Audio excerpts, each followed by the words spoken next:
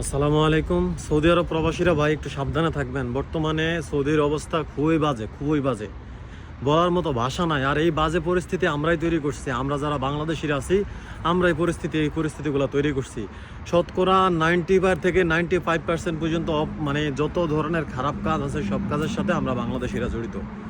হইতে পারে যে খুব শীঘ্রই বাংলাদেশিদেরকে এমনি গাড় ধইরা সুন্দর মতো দেশে পাঠিয়ে দিব। এত পরিমাণে অপহরণকারী, এত পরিমাণে ছিনতাইকারী, এত পরিমাণে ডাকাতি, এত পরিমাণে যত ধরনের অন্যায় আছে সব বাড়ছে বলার বাইরে। বিশেষ করে ভাই রিয়াদে যারা আছেন তারা একটু সতর্ক থাকবেন। রিয়াদে প্রচুর পরিমাণে অপহরণকারী, ছিনতাইকারী। সৌদি আরবে অন্যান্য জায়গা আছে কিন্তু রিয়াদে বেশি হইতেছে। রিয়াদে প্রচুর পরিমাণে অপহরণকারী, ছিনতাইকারী, যারে তারে পাইতেছে, যারে তারে পোস্ট দিতেছে, গলা বাইরা, ওই বাইরা, সেই বাইরা, এবং নিয়ে জিম্মি কইরা তারপরে ফ্যামিলির কাছে কল দিতেছে, কল দিয়ে টাকা পয়সা আনতেছে। আমি আগেও একটা ভিডিও করছি, কে কতটুকু সতর্ক হয়েছে আমি জানি না, কিন্তু আবারও ভিডিওটা করতেছি শুধুমাত্র আপনাদেরকে সতর্ক করার জন্য।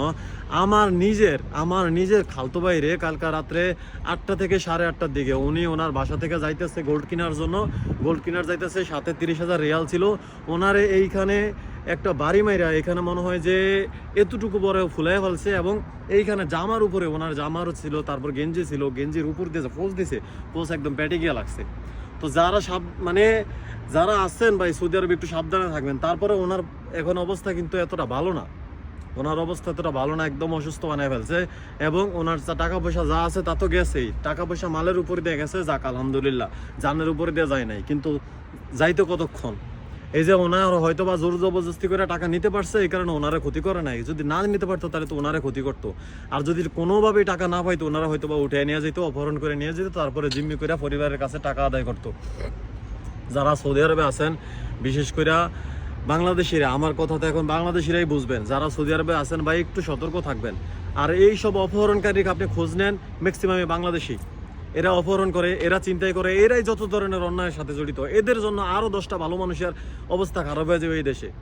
আপনারা আসছেন কি করতে আসছেন? এই হাসিনা যাওয়ার পরের থেকে এইসব কিছু অনেক পরিমাণে বাইরে যেতেছে। কি বলবো, বলার কোনো ভাষা নাই। বাংলাদেশিরা এখন যা শুরু করছে এর পরিণাম বাংলাদেশিদেরই ভোগ করতে হইব। কোনদিন যেন দইরা এমনি গা ধইরা দেশে পাঠায় দেয়। যাই হোক, একটু সাবধানে থাকবেন।